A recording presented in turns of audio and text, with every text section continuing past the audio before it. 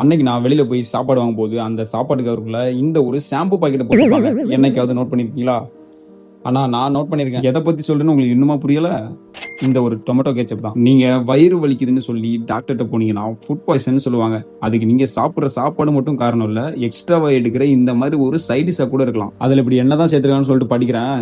காதை ஸ்பீக்கர் பக்கத்துல வச்சு கேட்டுக்கோங்க. இது இந்த அளவுக்கு டேஸ்டா இருக்கிறதுக்கு காரணம் தக்காளி தானே. தக்காளி எந்த அளவுக்கு சேர்த்துருக்காங்கன்னு சொல்றேன். தக்காளி வந்து 1% கூட கிடையாது. தக்காளியோட பேஸ்ட் தான் 28% சேர்த்துருக்காங்க.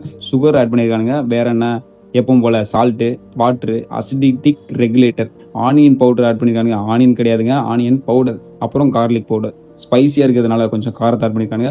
அப்புறம் டேஸ்ட்டுக்காண்டி கொஞ்சம் ப்ரிசர்வேட்டிவ். இதோட வெயிட் பாத்தீங்கன்னா ஒரு 8 கிராம் இருக்கும். கைஸ், FSSAI லைசன்ஸ் கொடுத்துருக்காங்க. இது ஆக்டிவ்ல இருக்கா இல்லையான்னு பாத்துக்கணும்ல. பண்றேன், உங்களுக்கு லைஃப் ரூபாய் காட்டுறேன் பாருங்க.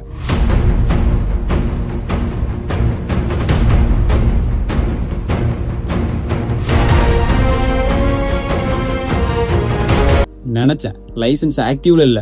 அப்ப இவனுங்களும் கம்பெனி தான். உங்களோட ஃப்ரெண்ட் யாராவது டொமேட்டோ கிச்சப் பிரியர்கள் இருந்தாங்கன்னா இந்த ஒரு வீடியோவை ஷேர் பண்ணி விட்டு போங்க.